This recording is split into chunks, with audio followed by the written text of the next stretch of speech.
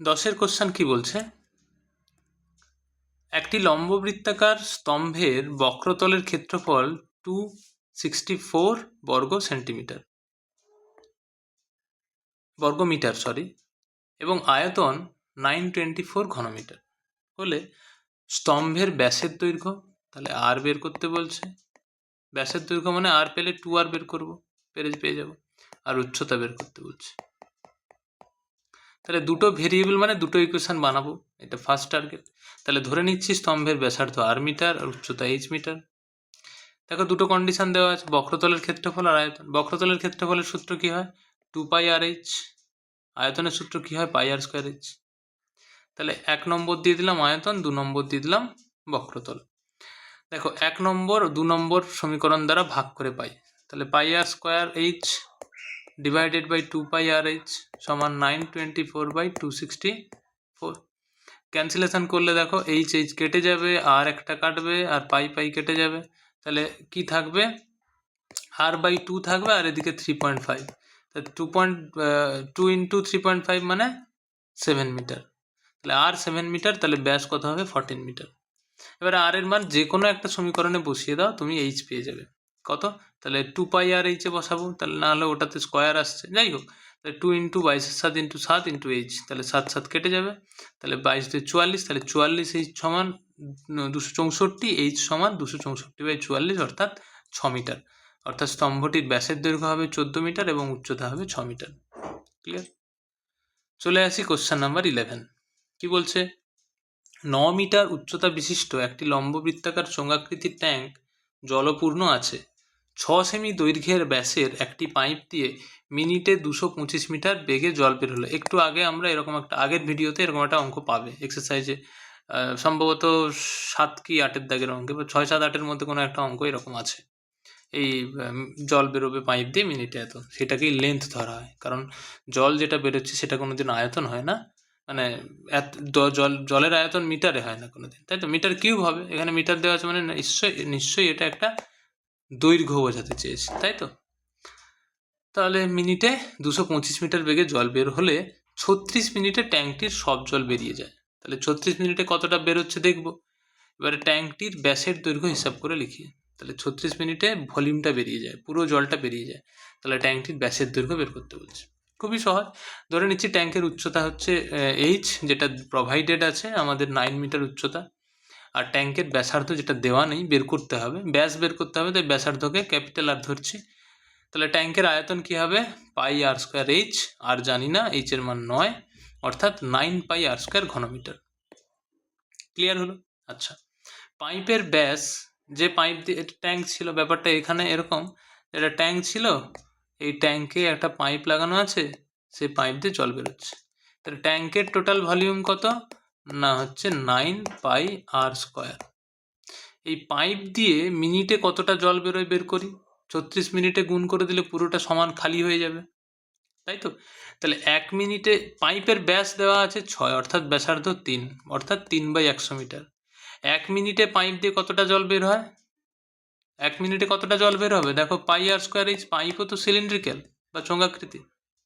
তাহলে pi into 3/100 তার whole square into 1 মিনিটে কত দৈর্ঘ্যের জল বের হয়, 225। তাহলে এইটা হচ্ছে πr²h হলো। তাহলে 36 মিনিটে কতটা জল বের হবে, 36 মিনিটে খালি করে বলছে, তো 36 মিনিটে কতটা জল বেরোবে ইন্টু 36।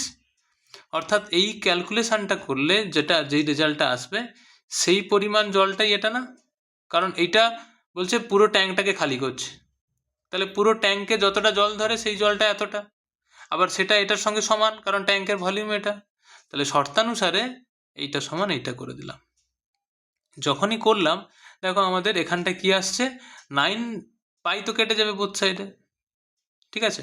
তাহলে 9r² সমান 36 ইন্টু 9/10,000 ইন্টু 225।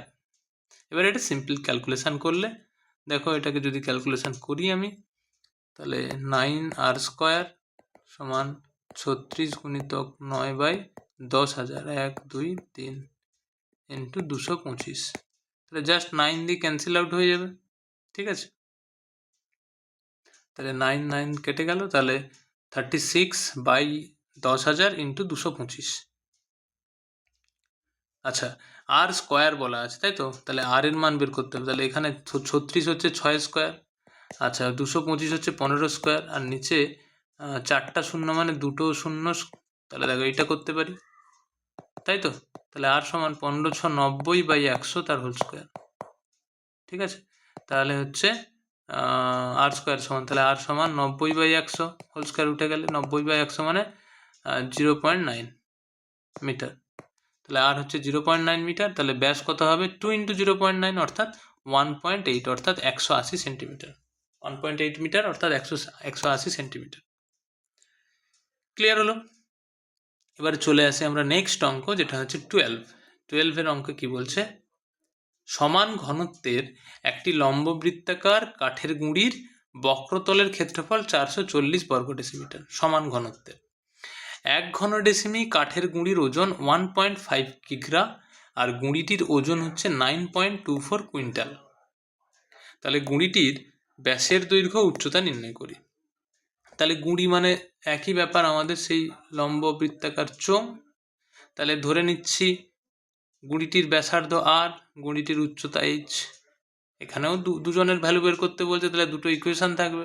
দেখো বক্রতলের ক্ষেত্রফল কি জানি আমরা, পাই আর স্কোয়ার এইচ, সরি 2 পাই আর এইচ, এটা হচ্ছে 440। আর একটা নিশ্চয়ই আমাদের আয়তন চাই, কিন্তু আয়তন কি দেওয়া আছে? নিশ্চয়ই নেই দেওয়া, কারণ বলা আছে যে 1 ঘন ডেসিমি কাঠের গুঁড়ির ওজন এত কিগ্রা, গুঁড়িটির ওজন এত হলে। তাহলে আয়তনটাকে একটু ঘুরিয়ে পেঁচিয়ে দেওয়া আছে। কিভাবে দেওয়া আছে? কারণ আয়তন পেয়ে গেলে তো ওই আগের অঙ্কটার মতো, 10-এর দাগের অঙ্কটার মতো সম্ভবত অঙ্কটা হয়ে যাবে। এখানটায় একটু ঘুরিয়ে দেওয়া আছে। তাহলে কাঠের গুঁড়ির মোট ওজন কত দেওয়া আছে? 9.24 কুইন্টাল। কেমন? অর্থাৎ দেখো 1 কুইন্টাল সমান আমরা জানি 100 কেজি, তাহলে 100 দিয়ে গুণ করে দিলে 924 কেজি।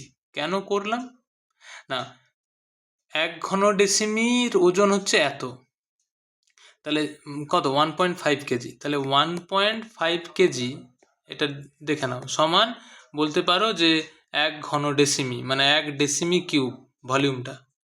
তাহলে 1 কেজি সমান কত হবে? 1/1.5 ডেসিমি কিউব। ডেসিমি কিউব মানে ভলিউম। আচ্ছা, এখানে কত বলা আছে? 924 কেজি। তাহলে 924 কেজি সমান কত? 924/1.5 ডেসিমি কিউব। তাহলে 924/1.5 করলে 616 ঘন ডেসিমি, অর্থাৎ 616 ডেসিমি কিউব। তাহলে ভলিউম, তাহলে এটা 616 করে দেবো, পাই আর স্কোয়ার এইচ সমান। এবার দেখো 1 নম্বর আর 2 নম্বর 10-এর দাগের অঙ্কে আমরা যেরকম করেছি, সম্ভবত 10-এর দাগ, তো আমরা 1কে 2 দিয়ে ভাগ করে দিলে কি পাবো? ওই r/2 পড়ে থাকবে, আর এদিকে হচ্ছে ভাগ করলে 1.4, তাই না? এইচ কাটবে, পাই কাটবে, একটা আর কেটে যাবে, তাহলে r/, নিচে 2 থাকবে, আর এটা ভাগ করলে হয় 1.4। তাহলে আর সমান হচ্ছে 14 দিয়ে 28, 2.8 ডেসিমি। তাহলে 2r অর্থাৎ ব্যাস কত হবে? 5.6 ডেসিমি। এবার আর এর মান 2 নম্বরে বসিয়ে দেবো। 2 নম্বরে বসিয়ে দিলে কত হবে? 2 পাই আর এইচ। তাহলে 2 × পাই 22/7, 2 × পাই × আর এর মান 2.8 × এইচ সমান 440। দেখো এখানটায় ক্যান্সেলেশন করলে তো চলে গেল, 22/7 × 2.8 × এইচ সমান 440।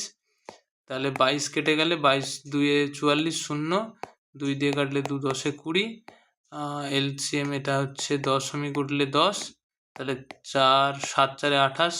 তাহলে এইচ সমান দেখো হচ্ছে 100/4, অর্থাৎ 4 25 এ 125 ডেসিমি। নর্মাল সিম্পলিফিকেশন, ঠিক আছে? তাহলে কাঠের গুঁড়ির আমরা কি পেলাম? ব্যাসের দৈর্ঘ্য পেলাম, কাঠের গুঁড়ির উচ্চতাও পেয়ে গেলাম, যেটা হচ্ছে 5.6 এবং উচ্চতা হচ্ছে 225 ডেসিমি। কেমন? চলে আসা যাক পরবর্তী অঙ্ক, যেটা হচ্ছে আমাদের কোশ্চেন নম্বর 13 কি বলছে? 2 মুখ খোলা একটি লম্ববৃত্তাকার লোহার পাইপের মুখের বহির্ব্যাসের দৈর্ঘ্য 30 সেন্টিমিটার এবং অন্তর্ব্যাসের দৈর্ঘ্য 26 সেন্টিমিটার। পাইপটির দৈর্ঘ্য দেওয়া আছে 14.4 মিটার। তাহলে পাইপ মানে চোঙের লেন্থ পেয়ে গেছি, মানে এইচ পেয়ে গেছি কাইন্ড অফ। প্রতি বর্গ ডেসিমিটারে 2 টাকা 25 পয়সা হিসাবে পাইপটির সমগ্র তলে আলকাত্রার প্রলেপ দিতে। সমগ্রতল মানে নিশ্চয়ই বুঝতে পারছো, 2 মুখ খোলা বলেছে কিন্তু এখানে। তাহলে এখানে 2 মুখ খোলা, সমগ্রতল মানে অ্যাকচুয়ালি আচ্ছা, এইখানে পাইপটাকে আমি যদি ভার্টিক্যালি একটু আঁকি না, যেহেতু এটা দুই মুখ খোলা আছে বলে শুধু 2πRH করে দিলে হবে না। তার কারণ হচ্ছে দুই মুখ খোলা থাকলেও, দেখো কোশ্চেনটা, ছবিটা তো এরকম হবে। তাহলে একটা তো আমি বক্রতলের ক্ষেত্রফল 2πRH হয়ে যাবে, মানে বড় আর দিয়ে। ঠিক আছে, মানে এটা অঙ্কটায় রং করতে হবে। দেখো মানে কি বলবো, আচ্ছা আমি কালার চেঞ্জ করে করে বলছি।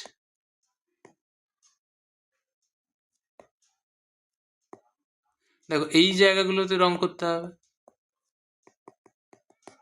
আবার এই সারফেসটার বাইরে রং করতে হবে, আবার ভাবো তো একদম ভেতরের পৃষ্ঠটায় তো রং করতে হবে, ভেতরের যে জায়গাটা, মানে ভেতরের দিক দিয়েও আলকাতরা দিতে হবে, বাইরের দিক দিয়ে আলকাতরা দিতে হবে, এবং এই যে ওপরের সারফেসগুলো আলকাতরা দিতে হবে। তাহলে টোটাল সমগ্র তলটা এখানে কিন্তু বের করতে গেলে, দেখো লিখেছি বাইরের তলের ক্ষেত্রফল, এটা হবে কিন্তু 2πR/H, বাইরের বহির্ব্যাস আর ক্যাপিটাল আর ধরেছি, আর অন্তর্ব্যাসকে স্মল আর ধরেছি। তাহলে বহির্ব্যাস 30 হলে বহির্ব্যাসার্ধকে স্মল ক্যাপিটাল আর, অন্তর্ব্যাসার্ধকে স্মল আর। তাহলে বহির্ব্যাসার্ধ 15, অন্তর্ব্যাসার্ধ 13, আর দৈর্ঘ্য তো দেওয়া আছে। সমগ্র তলের ক্ষেত্রফলের সূত্রটা বানাতে হবে। কি করে বানাচ্ছি দেখো, বাইরের তলের ক্ষেত্রফল সেটা হচ্ছে 2πR/H, স্মল আর না কিন্তু। আবার একটা ভেতরের তল থাকবে না, যেহেতু ব্যাপারটা তো পুরু, ভেতরের তলটাও থাকছে, সেখানেও তো আলকাতরার প্রলেপ দিতে হবে, মানে ভেতর দিয়ে প্রলেপ দেওয়া। ঠিক আছে, যেমন আমাদের খাওয়ার জলের বোতলগুলো বাইরে একটা কোটিং থাকে, ভেতরে একটা কোটিং থাকে। সেটা যদিও চওড়াটা খুবই নেগলেক্ট করার মতো, কিন্তু সেটা যদি খুব চওড়া হতো তাহলে ভেতরের কোটিংটা, ওই জন্য ভেতরের তলের ক্ষেত্রফলের ক্ষেত্রে কি হবে, 2πR/H। তাহলে পুট করে দিলে 2π/7 ক্যাপিটাল আর 15 ইন্টু 1470, কেন সেন্টিমিটারে করেছি তাই। তাহলে এটা কত আসছে, 1386 বর্গ ডেসিমি। বর্গ ডেসিমিতে করেছি আমরা, কেন না, এই যে টাকা খরচ হচ্ছে সেটা প্রতি বর্গ ডেসিমিতে আছে, তাই মিটারে সেন্টিমিটারে রাখছি না। ঠিক আছে, আর ভেতরের তলের ক্ষেত্রফল 2πR/H, π/7, 2 ইন্টু আর হচ্ছে 13 ইন্টু H হচ্ছে 1470, গুণ করলে 120 120 বর্গ সেমি, অর্থাৎ 120 মানে 1201.20 বর্গ ডেসিমি। এটা শুধু নয়, আরও অ্যাড হবে। এই যে জায়গাটা যেটা বললাম, এই যে উপরের এই জায়গাটাও তো আলকাতরার প্রলেপ দিতে হবে। একইভাবে এটার নিচেও যে জায়গাটা তৈরি হবে, এই জায়গাটা, এটাও আলকাতরার প্রলেপ দেওয়া লাগবে, তাই না। ভালো, তো এটা দুটো সেম। আচ্ছা বলো তো এইটার ক্ষেত্রফল কত হয়, এটার ক্ষেত্রফল, এটা যদি স্মল আর হয়, এটা যদি ক্যাপিটাল আর হয়, তাহলে আমরা শিখে এসেছি πr² মাইনাস πr²। তাহলে পাই কমন নিলে r² মাইনাস r², যেটা হচ্ছে রাস্তার ক্ষেত্রফল, যেগুলো ছোটোবেলায় করে এসেছি আমরা। তাহলে এটা নিচেও আছে উপরে আছে, তাহলে 2 ইন্টু πr² মাইনাস r², অর্থাৎ 2 ইন্টু 22/7 ইন্টু 15² মাইনাস 13², অর্থাৎ 2 ইন্টু 22/7 ইন্টু এটা করলে 56 আসছে।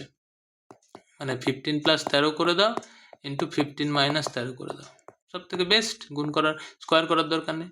তাহলে 15 আর 13, এটা হচ্ছে 28, আর এটা হচ্ছে 2, 28 দিয়ে 56। ঠিক আছে, অর্থাৎ 352 বর্গ সেমি। তাহলে মোট সমগ্র তলের ক্ষেত্রফল কত, এটাকে ডেসিমিতে করে নেব। তাহলে 1386 প্লাস 1201.20 প্লাস 3.52, পুরোটাকে যোগ করে দিলে 2590.72 বর্গ ডেসিমি। তাহলে প্রতি বর্গ ডেসিমিটারে 2 টাকা 25 পয়সা হিসাবে এই বর্গ ডেসিমিতে কত টাকা খরচ হবে, ইন্টু 2 টাকা 25 পয়সা, কেমন, অর্থাৎ 5829 টাকা 12 পয়সা। ঠিক আছে, বা 5829.12 টাকা। তাহলে সমগ্র তলে আলকাতরার প্রলেপ দিতে মোট খরচ হবে এত টাকা, 5829.12 টাকা। চলে আসা যাক কোশ্চেন নাম্বার 14। এখানেও বলছে, দেখো দুই মুখ খোলা লোহার লম্ব বৃত্তাকার ফাঁপা চোঙের উচ্চতা 2.8 মিটার। তাহলে এইচ দেওয়া আছে 2.8 মিটার, অর্থাৎ এটা ডেসিমিতে বের করেছি, কারণ এখানেও সেম বলেছে যে চোঙটি এত ঘন ডেসিমি, সব ডেসিমিতে আছে, হ্যাঁ, তাই ডেসিমিতে বের করেছি, ওটা মিটারে থাকলেও। আর অন্তর্ব্যাস দেওয়া আছে 4.6, তাহলে অন্তর্ব্যাসার্ধ, খেয়াল রাখবে সবসময় ব্যাসার্ধতেই ভুল হয় ম্যাক্সিমাম। তাহলে 4.6/2 মানে হচ্ছে 2.3 ডেসিমিটার। তাহলে বহির ব্যাসার্ধ R2 ধরে নিয়েছি। তাহলে ফাঁপা চোঙটির আয়তন কত হবে? জেনারেলি যদি সলিড হতো তাহলে πr² হতো। আচ্ছা, যদি বাইর পর্যন্ত সলিড থাকতো πr2² ইন্টু h, কিন্তু ভেতরের R1 রেডিয়াস জুড়ে ওটা ফাঁকা আছে, তো তার থেকে চলে যাবে বাদ πr1² h। এই সূত্র তো জানো আশা করি। তাহলে এখানে পাই আর h কমন নিলে হবে πr2² - r1² into h। Clear? এটা হচ্ছে ফাঁপা চোঙটির আয়তন কিন্তু। হ্যাঁ, তাহলে এখানে আমরা মান বসিয়ে দেবো। R1 এর মানটা জানি, তাহলে π/7 ইন্টু r2² - 2.3² ইন্টু 28 ঘন ডেসিমি, অর্থাৎ 28 ইন্টু এটা যদি ক্যালকুলেশন করি 22/7 ইন্টু r2² - 2.3² ইন্টু 28, তাহলে 7×4 = 28, 22×4 = 88, তাহলে 88 ইন্টু r2² - 2.3², এত ডেসিমি কিউব বা ঘন ডেসিমি। ঠিক আছে, তাহলে এইটাই যে এটা তো আয়তন ফাঁপা চোঙের, এটার মানই বলা আছে না 84.48, তাহলে শর্তানুসার এইটা সমান এইটা। এবার দেখো অবশ্যই আমি 88 দিয়ে ডিভাইড করে দেবো, মানে গুণ করে দিলে কি হবে, r2² সমান 23² হয় 529, অর্থাৎ এটা হবে 5.29। তাহলে r2² - 5.29 সমান 84.48কে 88 দিয়ে ভাগ করলে ভাগফল হবে 0.96। ক্লিয়ার? তাহলে r2² সমান এটা অ্যাড হয়ে যাবে, তাহলে 6.25, আর 25 স্কোয়ার হয় 625, তাহলে 625, এবার 6.25 কার স্কোয়ার হবে 2.5 এর, তাই তো? তাহলে r2 সমান √6.25, অর্থাৎ 2.5 ডেসিমি, অর্থাৎ বহির্ব্যাস হবে কত ইন্টু 2, অর্থাৎ 5 ডেসিমিটার। ক্লিয়ার হলো আশা করি 14? ওকে।